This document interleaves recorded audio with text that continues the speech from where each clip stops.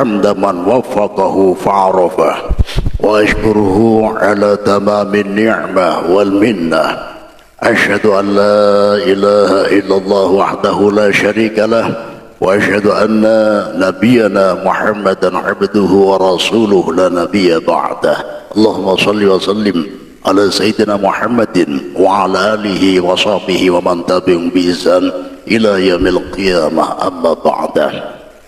Kepada para alim, para ulama, para habaib, para tuan guru, para asatidz wa asatidzah yang kami hormati dan kami muliakan, wabil khusus Abah Ulun, Abah Haji Ihsan, Abah Haji Iskandar, Abah Haji Syahril, Abah Haji Syamsi, dan Abah Zainal, ya, Abah Pak Ulun seberataan, serta para jamaah Masjid Barakatul Ilmi yang mudah-mudahan kita semua senantiasa mendapatkan kasih sayang khusus dari Allah Subhanahu wa taala, mendapatkan perlindungan khusus dari Allah Subhanahu wa taala, mendapatkan penjagaan khusus dari Allah Subhanahu wa taala, sehingga kondisi kita senantiasa sehat jasmani, sehat rohani, dan sehat ekonomi. Amin amin ya rabbal alamin.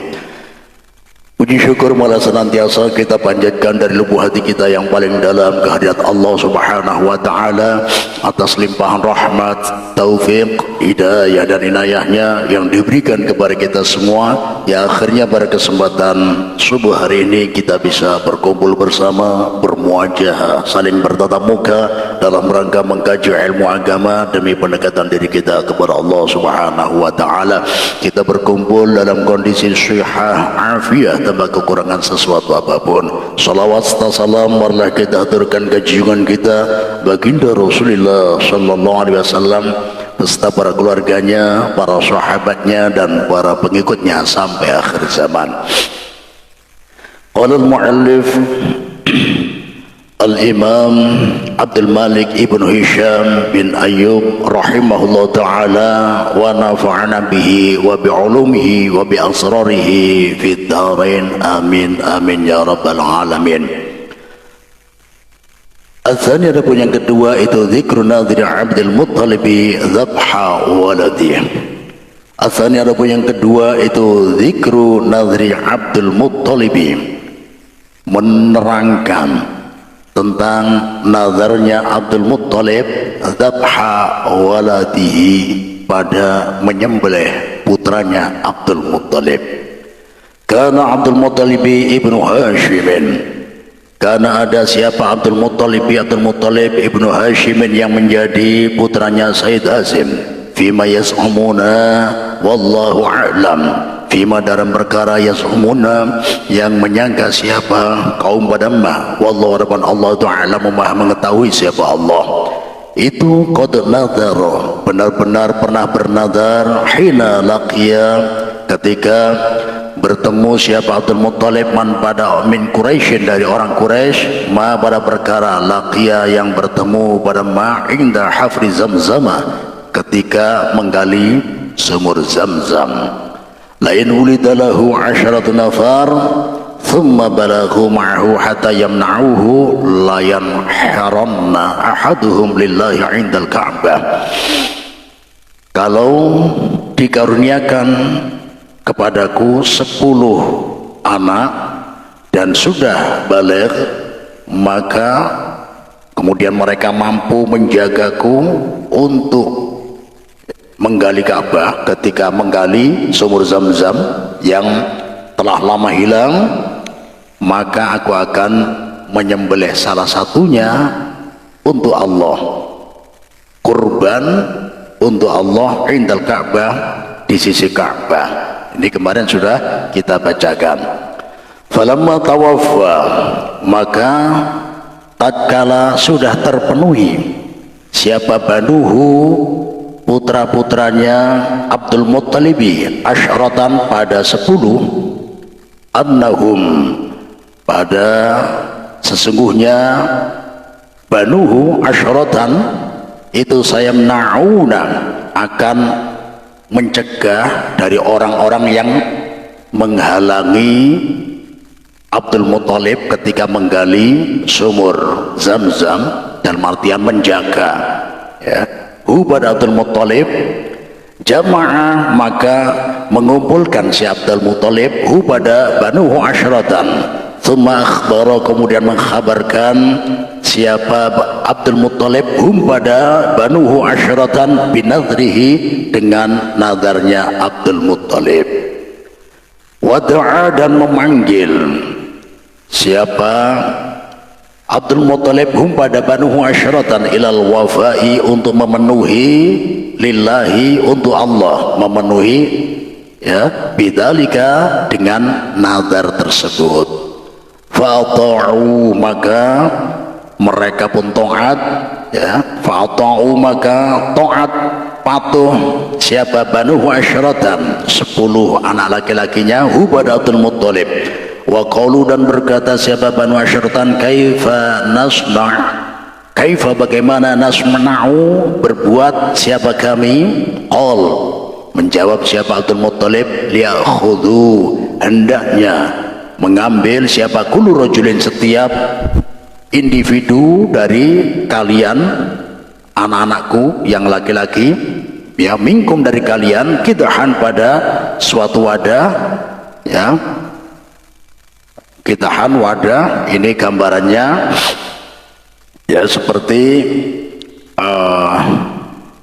batu, kadang ditulis namanya. Tsumma yaktubu, kemudian menulis siapa ahadukum fihi, di dalam kitahan, ismahu, pada namanya ahadukum. Tsumma tu, kemudian membawa, datanglah siapa Banu Asyratan ni kepadaku, ila qaulihi radhiyallahu anhu wa arda. Jadi di sini menyambung dari sejarah yang telah kita ceritakan sebelumnya, yang mana masih berhubungan dengan nazar Abdul Muthalib, yang mana ada hubungannya dengan panggilan seorang A'rabi yang diriwayatkan oleh Imam Al-Hakim kemarin. Ya benaz zabihain, wahai putra dari 2 orang yang hampir disembelih, ya. Rasulullah faltafata wa tabassama, beliau menoleh memenuhi panggilan orang A'rabi, orang gunung, orang pedalaman, orang udik tersebut, ya, sambil tersenyum menunjukkan ini benar adanya. Walam yungkir, beliau tidak ingkar. Jadi kemarin sudah kita terangkan, salah satu dari nenek moyang Rasulullah yang hampir sembelih, ya, adalah Nabi Ismail alaihissalam. Kemudian ketika ditanyakan siapa satunya lagi, ternyata Abdullah bin Abdul Muthalib, ayahanda dari Rasulullah sendiri. Kapan terjadinya? Ketika kakek beliau, ya, jadi Abdul Muthalib ini dulu di Mekah sebagai, ya, bisa dibilang pembesar Quraisy. Jadi pembesarnya banyak, salah satunya adalah Abdul Muthalib, ya. Jadi ketika ada jamaah haji, jamaah umroh datang ke Mekah, Abdul Muthalib inilah yang berkhidmah, melayani tamu-tamu tersebut, terutama dalam rangka menyiapkan air. Cuma saat itu airnya dikumpulkan dari sumur-sumur di luar Mekah, dikumpulkan dibawa ke Mekah, makanya ini agak kerepotan. Kemudian mendengar ada, ya, sejarah bahwa dulu ada sumur yang tidak pernah habis airnya, yaitu Ma'u Zamzam, berada di dekat Mekah. Inilah yang dicari. Makanya istilahnya Abdul Muttalib dapat ilham dalam mimpi, diperintahkan oleh Allah untuk menggali sumur tersebut. Nah, kemudian mimpi pertama tidak dihiraukan, barangkali ya bukan min qibalillah, bukan dari arah Allah, ya barangkali dari waswasati syaitan atau bunga-bunga tidur yang tiada arti, ya sekedar mimpi. Ternyata besoknya lagi ya mimpi yang sama, ketiga mimpi yang sama, ya disuruh gali sumur. Di sini dikatakan letaknya di bawah kotoran binatang dan darah. Nah, ternyata maksud dari kata-kata di bawah kotoran binatang dan darah, maksudnya adalah air zam-zam ini air yang mengenyangkan dan menjadi obat bagi yang terkena penyakit, ya. Kemudian ada isyarahnya lagi, ya, di sarang semut. Nah, ini banyak yang mentakwili, salah satunya adalah air zam-zam ini nanti ya ketika sudah ditemukan nanti akan dikerumuni manusia ketika melaksanakan jamaah haji dan umroh sebagaimana layaknya semut mengerumuni sarangnya. Awal hasil dari mimpi itulah beliau menggali, karena kebetulan tempatnya ini diantara dua sonamain, diantara dua berhala Asuf sama Nailah. Otomatis sebagian pembesar Quraisy ya sebagian melarangnya, ya. Nah, terus ya macam-macam ketika melihat Abdul Muttalib menggali, ternyata mereka ya lewat. Apa yang kamu lakukan wahai Abdul Muttalib? Aku menggali sumur Zam-Zam, ya. Ternyata ditertawakan, ya ini kebanyakan manusia, ya, ditertawakan. Istilah kita ini dibully, dihapaki. Nah ini ya, jadi itu hanya cerita saja, itu hanya sekedar dongeng, ngapain kamu turuti? Abdul Muttalib tetap, ya, putranya masih satu yang namanya Haris gitu, ya. Jadi jaga aku, jangan sampai ada yang ganggu, ya. Ternyata ada juga yang lewat, ya gitu, wah Abdul Muttalib apa yang kamu lakukan? Ya, aku mau gali sumur Zam-Zam. Sebagian ada yang menghapaki, terus ada yang lihat saja, tidak mau bantu. Nah, ini ya, yang sebelahnya kalau tidak mau bantu, ya jangan ngerecoki, jangan ganggu. Nah, ini ya, sudah tidak bantu malah melemahkan semangatnya. Ternyata ketika ada feeling, wah sepertinya Abdul Muttalib ini menemukan sesuatu, dalam artian dapat petunjuk untuk dapat air Zam-Zam. Akhirnya sebagian pembesar Quraisy mau ikut andil. Nah, disinilah Abdul Muttalib tidak mau. Kenapa? Bikin repot, karena tahu sifatnya macam-macam. Tapi kalau Abdul Muttalib, beliau memang niat khidmah untuk melayani tamu-tamu yang datang di Mekah. Makanya tidak mau banyak urusan. Intinya tidak mau banyak panitia dalam penggalian air Zam-Zam. Nah ini kalau panitianya banyak usulan aja, tapi tidak mau kerja, malah ngerepoti. Nah, ini ya. Akhirnya mereka pun bilang, wahai Abdul Muttalib, ya, kalau air Zam-Zam ini memang ditemukan, kamu jangan menguasai sendiri. Kami juga ya punya hak dari warisan nenek moyang. Itu kan warisannya Nabi Ismail, masih nenek moyang kami. Nah, disinilah Abdul Muttalib, sudah gini aja, kalian cari orang yang kalian anggap ucapannya kalian dengarkan, istilahnya penasihat kalian. Kita minta pendapat orang tersebut. Otomatis para pembesar Quraisy menunjukkan ya ke seorang dukun waktu itu, ya, dukun, ya, didatangilah dukun tersebut di Khaybar. Tidak ketemu dukun, ya. Jadi di perjalanan menuju ke kota Syam ini perbekalan minuman habis. Jadi masing-masing terancam mati kehausan. Dan Abdul Muthalib pendapatnya selalu diikuti. Cuma dalam penggalian Zam-Zam ini ada yang tidak setuju karena mau dikuasai oleh Abdul Muthalib, ya. Maka di saat inilah minta pendapat, bagaimana pendapatmu wahai Abdul Muthalib? Karena kita ini di padang Sahara, ya, di padang pasir, tidak ada mata air sama sekali, sudah pasrah. Bagusnya masing-masing menggali kuburannya sendiri, ya. Jadi kalau meninggal enak, ya, tinggal dorong, ya. Kalau agak jauh, ya dipegang, ditimbai, ya. Ya.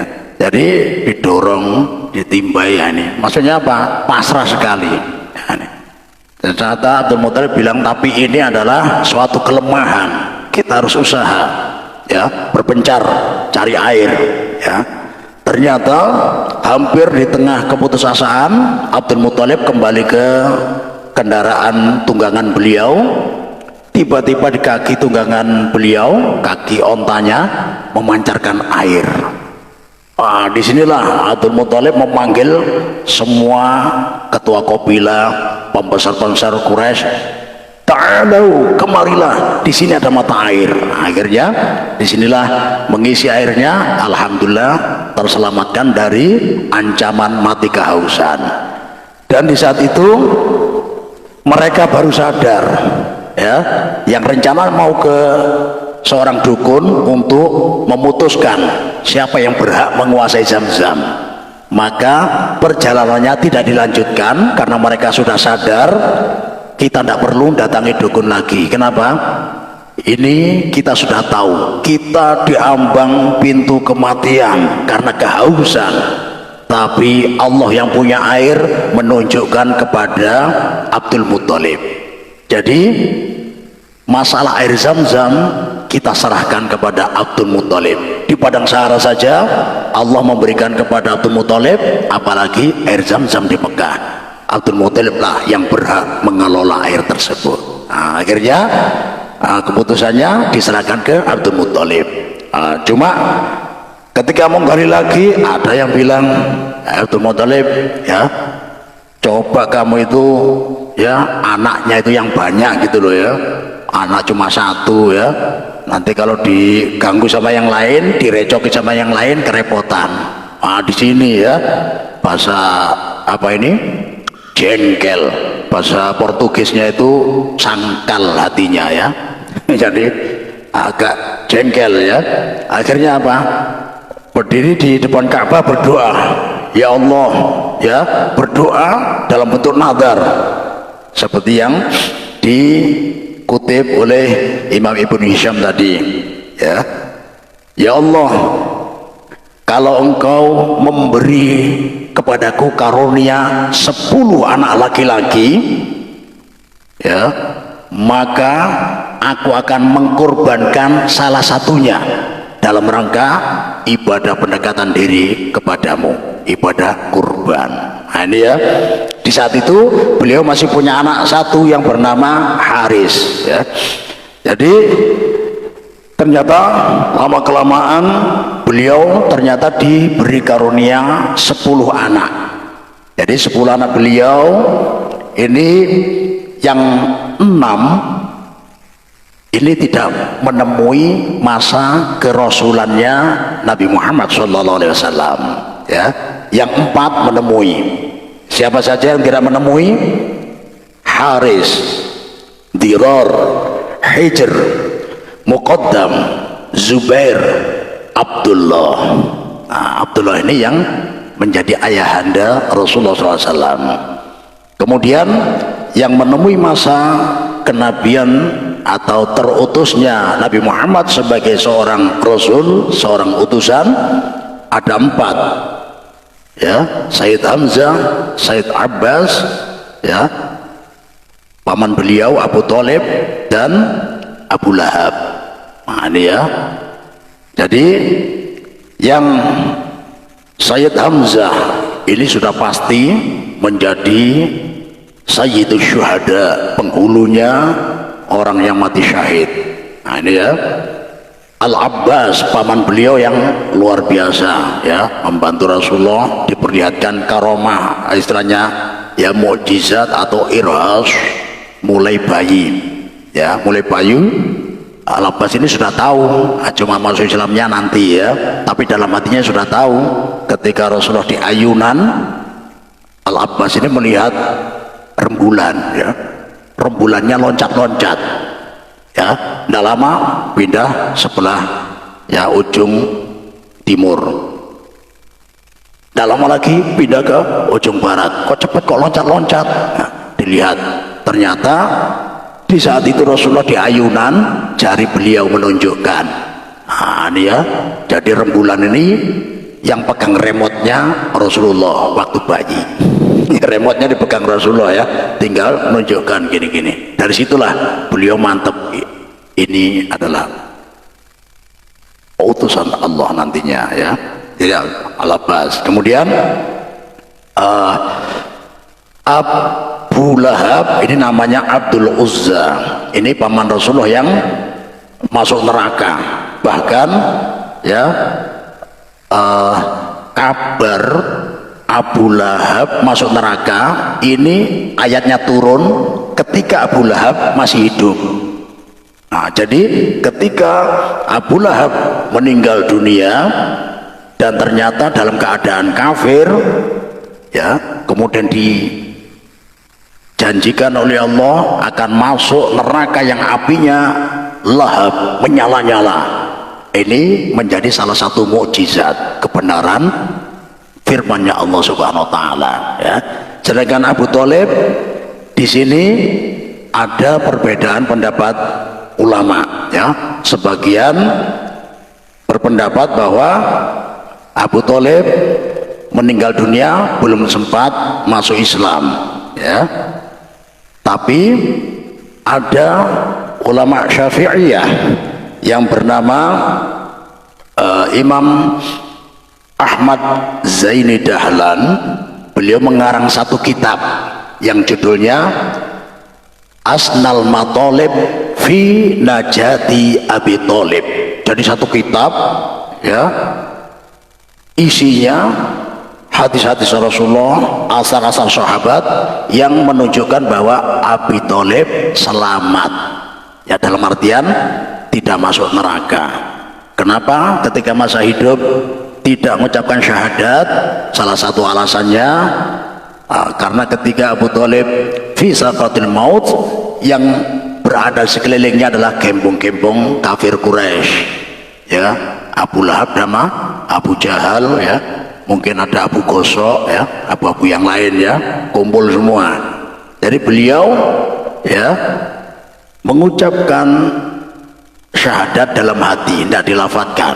Dikhawatirkan kalau mengucapkan dalam lisan, ya, nanti akan dihina oleh teman-temannya, gembong-gembong kafir Quraisy. Dan yang lebih mengkhawatirkan lagi, mereka nanti lebih jengkel ke Rasulullah, lebih niat untuk menyakiti Rasulullah lebih kuat lagi. Nah, ini salah satunya.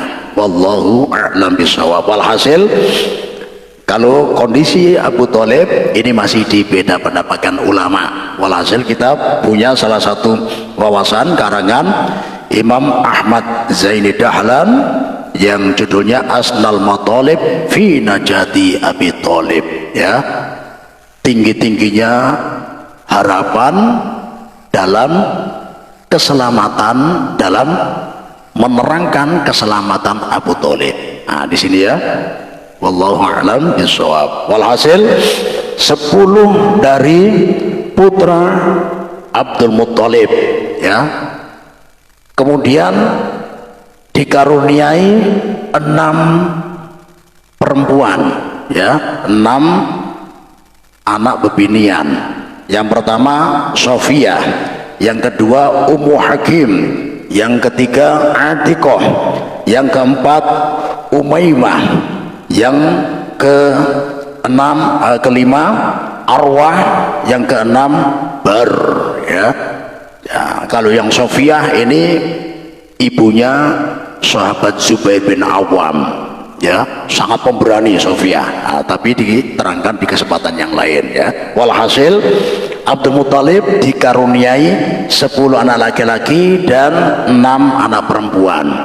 Karena yang laki-lakinya 10, maka sesuai nadarnya, kalau aku dikaruniai 10 anak laki-laki, salah satunya akan aku potong, akan aku sembelih dalam rangka ibadah kurban.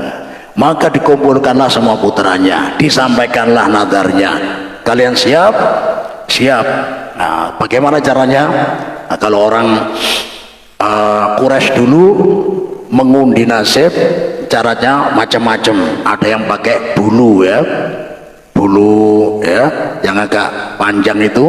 Kalau di kalangan kita mungkin bulu itik itu, ya, itik ala biu lagi, ya. Ini, ya, ada 3, ya. Setiap mau melakukan sesuatu, misalkan mau melakukan perjalanan, pakai bulu ini. Misalkan satunya ditulis, ya, pergi, yang 2-nya tidak pergi, yang satunya kosong, ya, ditaruh, diambil tanpa melihat. Kalau dilihat pergi, ya, langsung, ya, mancap laju benar. Ini, ya, karena yakin tidak ada halangan, ya. Tapi kalau diambil, tidak pergi, tidak berani, pasti ada apa-apa. Ini, ya, ini tatoyur, ya. Kalau dalam Islam tidak dibenarkan. Kalau kita, ya, ada doanya, doa akan bepergian, itu sudah tawakal kita, ya. Ini undiannya ada yang mengatakan semacam batu, atau yang gampang kita lihat itu seperti bidak dadu, ya.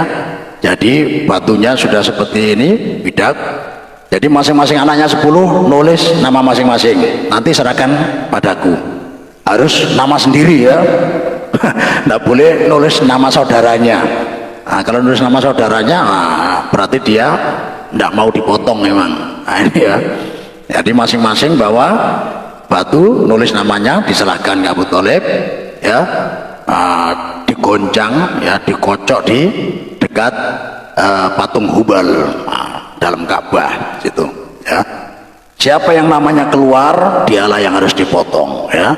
10 nama anak dikumpulkan, dikocok. Ketika dibuka, yang keluar Abdullah bin Abdul Muthalib.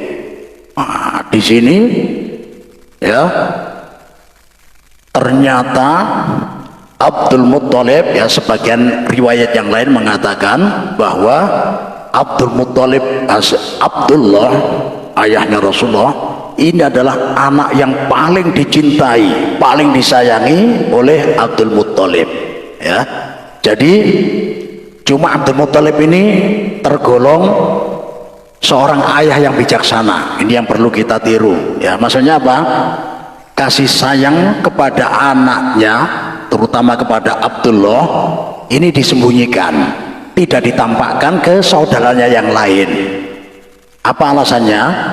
Khawatir kalau kasih sayangnya yang lebih daripada yang lain ditujukan ke Abdullah, ketahuan saudara yang lain, khawatir justru membahayakan Abdullah, sebagaimana yang terjadi kepada Nabi Yusuf alaihissalam, ya.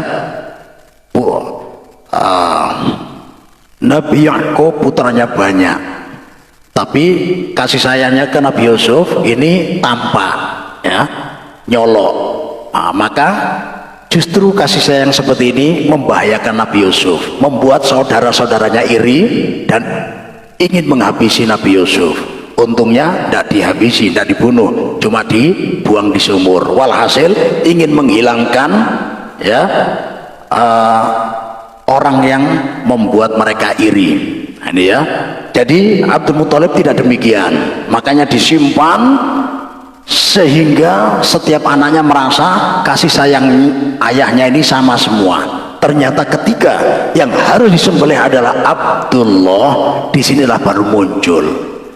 Jadi sampai-sampai begini, ya, ya Allah, kalau seumpamanya saya disuruh milih yang disembelih Abdullah atau 9 yang lain.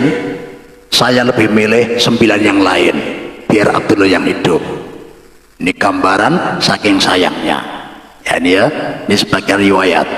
Bahkan kalau yang diterangkan oleh Imam Ibnu Hisham, ini Abdullah ini mampu menarik simpati semua penduduk Mekah, ya, gembong-gemborong, ya, pembesar-pembesar Quraisy.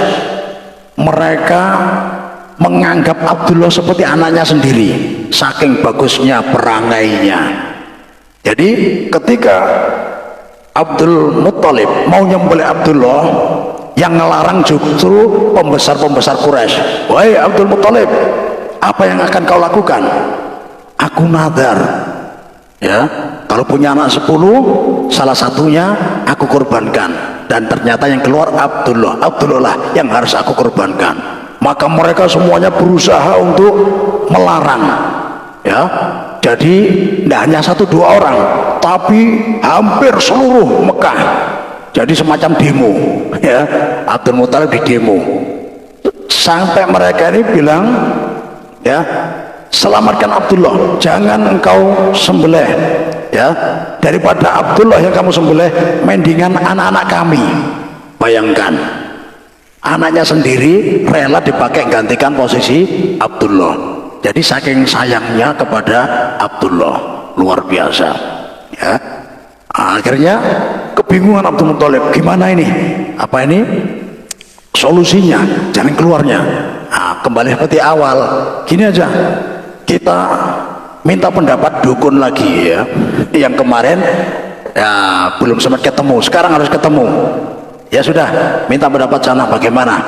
Pembesar-pembesar Quraisy yang ingin menyelamatkan Abdullah supaya nggak disembelih, ya, maka mendatangi sang dukun tersebut. Ketika ketemu, minta pendapat, bagaimana pendapat Anda?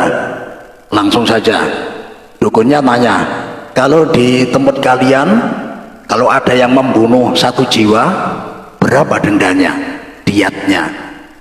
Asyrah minal ibil, 10 ekor onta. Kalau gitu gini, ya, seperti yang sudah berlaku, ya. Bidak dadu yang pertama ditulis nama Abdullah bin Abdul Muttalib, bidak dadu satunya ditulis Asyrah minal ibil, 10 ekor onta. Kalau yang keluar 10 ekor onta, maka Abdullah selamat, ya, bisa menebus Abdullah, ya. 10 ekor onta yang disembelih, Abdullah selamat. Ya, oke. Kalau seumpamanya, mumpung biar nggak bolak-balik, saya tanya sekalian, kalau seumpamanya yang keluar masih Abdullah, kalau yang keluar masih Abdullah, lipat gandakan lagi, ya, yang tadi 10 jadi 20 ekor onta. Kalau yang keluar 20 ekor onta, maka 20 ekor onta yang disembelih Abdullah selamat, ya. Tapi kalau masih yang keluar Abdullah, tambahkan 10 lagi sampai Tuhan kalian ridho. Ya, ketika yang keluar adalah nama onta, jumlahnya berapa, itu tergantung keridhaan Tuhan kalian nanti. Ya, akhirnya dilakukanlah seperti anjuran dukun tadi, ya. Jadi mohon maaf, bukan berarti kita menerangkan kebolehan dukun, ya. Dalam hukum kita tidak boleh mendatangi dukun. Ini membuka sejarah zaman dahulu, ya. Jadi karena kalau hukum sekarang datangi dukun dan membenarkan, ya, barang siapa yang mendatangi seorang dukun dan membenarkannya, maka lam yuqbal sholatuhu arba'ina yauman, ya, sholatnya tidak diterima selama 40 hari, ya. Jadi andilau, antara dilema dan galau. Kenapa dilema dan galau? Tidak sholat dosa, ya, karena kewajiban. Tapi ketika ditunaikan kewajibannya, tetap sholat, tapi tidak diterima. Ini, ya. Makanya nggak usah ke dukun biar nggak cari penyakit, ya. Ini, ya. Jadi dilakukanlah undian tadi, ya. Nama Abdul bin Abdul Muttalib dengan 1 bidak, ya, 10 ekor onta Digoncang, keluar Abdullah bin Abdul Muthalib. Dilipat gandakan lagi 20. Digoncang, keluar Abdullah bin Abdul Muthalib. Dilipat gandakan 30, 40, 50, 60, 70, 80 sampai 90 ekor onta, satunya Abdullah bin Abdul Muthalib. Digoncang, masih keluar Abdullah bin Abdul Muthalib. Ketika ditulis mi'ah minal ibil, 100 ekor onta, yang bidak satunya Abdullah bin Abdul Muthalib. Digoncang, baru keluar Abdullah, baru keluar astagfirullah, baru keluar mi'ah minal ibil, baru keluar 100 ekor onta. Di sini agak lega, alhamdulillah. Berarti nyawa Abdullah terselamatkan oleh 100 ekor onta. Abdul Muthalib masih kurang yakin, diulang lagi, diulang yang kedua kali, keluar mi'ah minal ibil, 100 ekor onta. Diulang ketiga kali, keluar mi'ah minal ibil, 100 ekor onta. Jadi karena sudah 3 kali, ini sudah menunjukkan qad radhiya rabbana, Tuhan kita sudah ridho. Maka nyawa Abdullah tertebus dengan 100 ekor onta, ya. Dan ontanya disembelih, dibagikan, ya, tidak hanya manusia, di kalangan hewan pun dapat bagian. Dan ini memang kebiasaan Abdul Muthalib. Beliau adalah orang yang dermawan, ya. Jadi kesehariannya tidak hanya memberi makan manusia, tapi sering memberi makanan hewan-hewan. Saking dermawannya, luar biasa beliau, ya. Dari cerita ini juga, ya, diambil hukum Islam, ya. Dalam hukum Islam, apabila, ya, seseorang membunuh satu jiwa, an-nafsu bin nafsi, nyawa balas nyawa, ya. Satu kabilah si A membunuh satu pemuda kabilah si B, maka kabilah si B menuntut, serahkan pemuda dari kabilahmu satu. Untuk apa? Untuk kami sembelih, nyawa balas nyawa, ini, ya. Tapi kalau salah satu dari keluarganya ada yang ridho, maka tidak menjadi kisos nyawa balas nyawa, tapi pindah ke diyat, ke denda, ya. Berapa denda satu jiwa? Dalam Islam, satu jiwa gantinya 100 ekor onta. Ini diambil dari kisah tebusan untuk ayah Nabi Muhammad, Abdullah bin Abdul Muthalib, ya. Tapi 100 ekor onta itu tidak sembarangan, ya. Jadi salasuna jada'ah, 30 onta jada'ah. Jada'ah ini umurnya sekitar 4 tahun masuk ke 5 tahun, ya. Nama jada ini adalah kenapa dinamakan jada'ah? Ini jada bahasa Indonesianya itu sudah sempat lepas gigi depannya. Jadi intinya umurnya sudah agak tua, nggak terlalu muda, ya. Jadi sudah sempat lepas giginya, ya. Tapi tidak semua, ya. Nah, itu kalau semua kayak kait, ya. Top, TOP, TOP, tua, ompong, perot. Nah, ini, ya, top, ya. Ini, ya. Jadi apa ini sudah, ya, tidak ada giginya. Yang penting kayak motor metik, ya.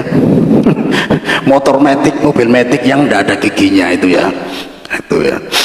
Ini 30 onta yang sudah sempat lepas giginya. Kemudian salasuna hiqqah, 30 onta hiqqah yang umurnya 3 tahun masuk ke 4 tahun. Nah, ini, ya, susah, ya. Yang nyari onta yang 30 onta giginya sudah sempat lepas, 30 ini juga susah. Kemudian cari yang umurnya muda belia, 3 tahun masuk ke 5 tahun susah. Kemudian arba'una khalifah, ya, tidak ada ayatnya. Khalifatan, bukan khalifatan, bukan. Kalau khalifatan pengganti, khalifatan ay hamilun minal ibil, ya, 40 khalifah, 40 onta yang sedang hamil. Bayangkan, jadi gara-gara membunuh satu jiwa, ya, ini untung-untungan kalau dimaafkan, ya. Kalau nggak dimaafkan, nyawanya harus siap-siap diserahkan. Tapi kalau ada salah satu dari anggota keluarga yang memaafkan, pindah ke diat, ke denda. Ternyata dendanya sangat berat, 30 onta yang sudah sempat ompong, ya, 30 lagi yang umurnya antar 3 sampai 4 tahun, 40 lagi onta yang kondisinya hamil semua. Sangat berat. Inilah dalam Islam, dalam artian, ya, hukum ini memberi efek jera. Jadi kalau ini diterapkan, orang mau bunuh orang lain mikir 1001 kali, ya. Karena kalau nggak dimaafkan, ya, kalau bunuh orang siap-siap dibunuh, ya. Kalau ada yang maafkan, untung-untungan 100 ekor onta, ya. Kita di masa hidup hanya mencari dana itu, ini, ya, tidak akan nikmat hidup kita, itu, ya. Jadi Abdul Muttalib ini sedikit, ya, nama asli Abdul Muttalib adalah Syaibatul Hamdi. Jadi dulu ayah dari Abdul Muttalib, ya, Sayyid Hashim, sempat ke Yathrib. Yathrib yang sekarang kita kenal dengan Al-Madinah Al-Munawwarah. Jadi di sana sempat punya putra, kemudian di sakaratul maut pesan kepada putranya yang bernama Muttalib, ya, Muttalib, cari saudaramu, ya, cari keponakanmu di Yathrib, ya. Walhasil ditunjukkan ciri-cirinya ketika Muttalib ini datang ke Yathrib menemui anak-anak latihan manah. Ada salah satu yang beda. Ketika mau manah, dia bilang, ana ibnu Hashimin, ya, aku adalah putranya Sayyid Hashim. Di sini langsung, ini yang aku cari. Dapat petunjuk dari Allah Subhanahu Wa Taala. Ditanya-tanya, oh betul, ciri-cirinya betul. Oh betul, memang inilah yang dicari oleh saudaraku Hashim. Hashim ini saudaranya Muttalib. Jadi Muttalib ini paman dari Abdul Muttalib. Ini, ya. Jadi namanya Syaibatul Hamd. Akhirnya namanya anak saudaranya, keponakannya, dibawa pulang ke Mekah, dipakaikan baju yang istimewa sebenarnya, ya. Cuma karena perjalanannya jauh, ya, payah. Jadi ketika sampai ke Mekah, ya mungkin kondisinya kusut, ya, dalam artian belum mandi, ya, belum makan, capek. Jadi kemudian bayangannya agak mendung. Jadi Syaibatul Hamd, ya, ini kelihatan kayak hitam, jadi kayak agak gelap. Makanya kebetulan dia di belakangnya Muttalib. Jadi orang-orang Quraisy belum kenal dia, langsung ngasih julukan. Ada yang tanya, siapa anak ini? Mereka pun bilang, ini Abdul Muttalib. Apa maksudnya? Abdul, budak, budaknya Muttalib. Jadi dikira budak Muttalib, ya, padahal itu keponakannya. Maka disinilah di Mekah terkenal sebutan Abdul Muttalib, budaknya Muttalib. Muttalib adalah pamannya sendiri. Nama aslinya Syaibatul Hamdi, ya. Itu di saat itu, ya, menjadi julukan. Tapi kalau kenyataannya Abdul Muttalib sangat berwibawa, ya. Makanya ketika besar, perangainya sangat indah, akhlaknya bagus, kemudian punya jiwa kepemimpinan, ya. Sempat Abdul Muttalib ini pergi ke Yaman, ada pendeta dari Yahudi melihat ciri-ciri di sini akan lahir seorang pemimpin, bahkan lebih dari itu, nubuah lahir dari sini, ya. Jadi diteliti oleh pendeta tadi disamakan dengan yang berada dalam kitab yang dipelajarinya, terutama kitab Taurat. Maka ditanyalah, ya, anta min ain, kamu dari mana? Ana min Quraisy. Ya, aku tahu dari Quraisy, Mekah. Dari kabilah apa? Bani Hashim. Ya, saya minta izin, bolehkah melihat sebagian dari anggota badan anda? Abdul Muthalib bilang, yang penting bukan aurat, tafadhol, silahkan. Ternyata ingin lihat keningnya, hidungnya, kening ini, ya. Dari situ dia sudah bisa melihat, anda ini ada ciri-ciri, ya, akan melahirkan keturunan seorang pemimpin, bahkan seorang nabi, ya. Jadi maksudnya apa? Maksudnya kok nggak cocok sama kitabnya. Kalau memang benar dari keturunan anda ini seorang nabi, kenapa kok dari Bani Hashim? Maksudnya dalam keterangan kitab kami, kitab Taurat terutama, nabi akhir zaman ini lahir dari Bani Zuhrah. Dari sinilah kamu ini, anda sudah menikah, ya, lemah belum? Oh, kalau gitu pesen saja, kalau nikah cari dari Bani Zuhrah, ya. Ternyata Abdul Muthalib menikah dengan Fatimah binti Amr al-Makhzumiyah, masih belum dari Bani Zuhrah, ya. Jadi kalau yang anak pertama Haris dari Matilah binti Jinab, kemudian menikah lagi, ya, dalam riwayat Abdul Muthalib istrinya 5. Ini masih belum syariat Rasulullah, ya. Kalau syariat Rasulullah batasannya 4. Abdul Muthalib istrinya 5, ya. Dan ketika menikah dengan Fatimah binti Amr al-Makhzumiyah, melahirkan 2 putra, Abu Thalib dan Abdullah. Makanya di sini kedekatan Abu Thalib dengan Rasulullah sangat dekat. Kenapa? Karena Abu Thalib dengan Abdullah seayah seibu. Kalau sama yang Haris mungkin seayah saja, sama Abu Lahab seayah saja, beda ibu. Tapi sama Abu Thalib, Abdullah, ya, ini seayah seibu. Makanya ketika Sayyid Abdullah wafat, Abu Thalib yang lebih dekat kepada Rasulullah karena saudara seayah seibu. Disitulah ternyata nanti, ya, ketika Abdullah menikah, kebetulan dapat seorang wanita pilihan, yaitu Aminah bintu Wahb bintu bin Abdi Manaf bin Zuhrah. Disinilah baru ketemu apa yang diceritakan oleh pendeta Yahudi tadi, ya. Jadi dari Bani Zuhrah.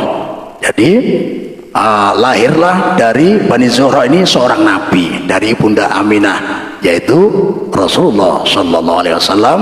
Dan insya Allah akan kita ceritakan bagaimana pernikahan Sayyid Abdullah bin Abdul Muthalib dengan Sayyidatina Aminah bintu Wahb bin Abdi Manaf bin Zuhrah di pertemuan yang akan datang. A'udzubillahi minasyaitonirrajim. Bismillahirrahmanirrahim. Alhamdulillahirabbil alamin. Allahumma shalli wa sallim ala sayyidina Muhammad wa ala sayyidina Muhammad. Allahumma ij'al ijtima'ana hadha ya Allah ijtima'an nafi'a, ijtima'an mubaraka, ijtima'an fihi taufiquka ya Allah, ijtima'an fihi hidayatuka ya Allah, ijtima'an fihi ri'ayatuka ya Allah, ijtima'an fihi jami' kulli khair, khairuddin wa dunya wal akhirah ya Allah.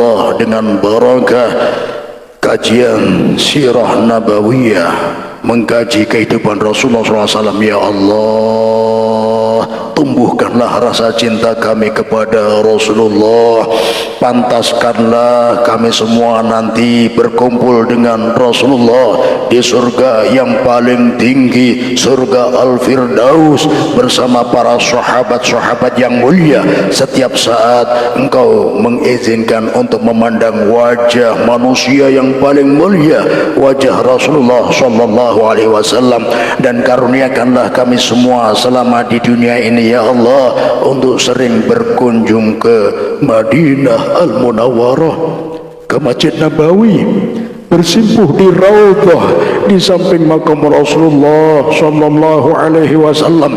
Ya Allah, kami sering bersolawat, rajin bersolawat kepada Rasulullah. Ketika kami bersolawat kepada Rasulullah, Engkau mengirim 2 malaikat untuk menyampaikan salawat kami kepada beliau.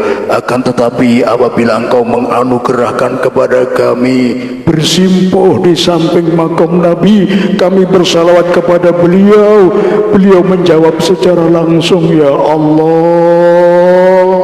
anugerahkanlah karunia ini kepada kami semua yang hadir di sini. Siapa saja yang mengamini doa ini, baik di dunia maya maupun dunia nyata ini, ya Allah, bihaulika wa quwwatika ya arhamar rahimin, ya Rabbi bil Mustafa balligh maqasidana waghfir lana ma madha ya wasi'al karami. Rabbana atina fid dunya hasanah wa fil akhirati hasanah wa qina adzaban nar. Wa sallallahu ala sayyidina Muhammadin nabiyil ummi wa ala sahbihi wa baraka sallam. Subhana rabbika rabbil izzati amma yasifun wa salamun ala al mursalin walhamdulillahi rabbil alamin. Al-Fatihah.